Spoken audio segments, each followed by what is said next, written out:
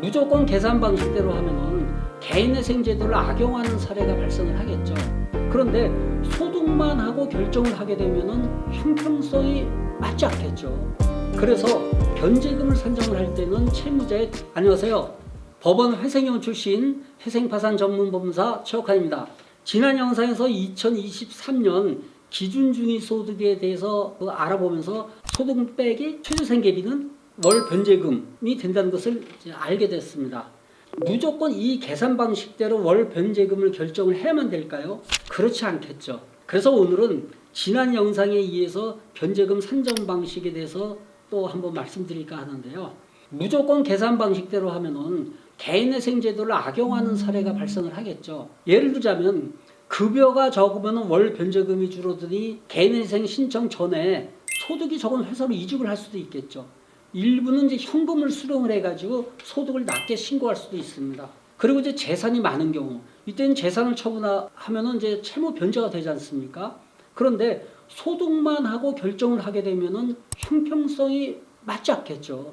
그래서 변제금을 산정을 할 때는 채무자의 종합적인 상황을 판단을 해가지고 결정을 하게 되는데 주로 이제 결정이 되는 그 원인, 여기는 이제 청산가치 보장의 원칙, 최근 대출 여부라든지 대출금의 사용처 이런 거를 주로 이제 보게 됩니다.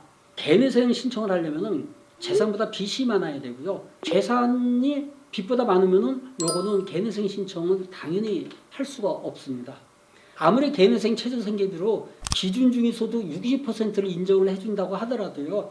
청산가치 보장 원칙 이게 이제 우선이 되거든요. 그럼 한번 실제 예를 한번 들어서 살펴보겠습니다.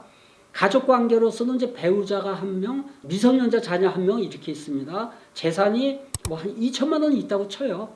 그 다음에 소득이 채무자만 한 250만 원 월소득 이런 경우에 재산이 없을 경우에는 월 변제금이 42만 6,307원이 됩니다. 그런데 재산이 2천만 원이 있지 않습니까? 2천만 원 이상을 변제를 해야 됩니다. 청산가치 보장의 원칙을 보장을 해주려면 그래서 40만 얼마를 변제를 하면 안 되고요. 60만 원 이상을 변제를 해야 이분은 개인회생을 신청을 할 수가 있습니다.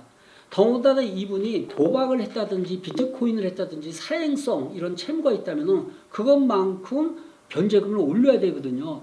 이거는 아마 거의 법원에서 청산가치에 반영을 하라는 그런 보정이 나오거든요. 이게 부담이 되면은 36개월에서 60개월로 변제 기간을 늘리는 방법도 있고요. 정 안 되면은 뭐 포기를 해야 되는 경우도 있을 겁니다. 오늘은 이제 월 변제금 산정 방식과 청산가치 보장 원칙에 대해서 알아봤습니다.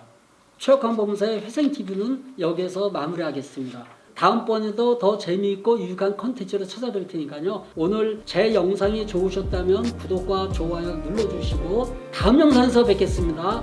여러분 안녕히 계세요.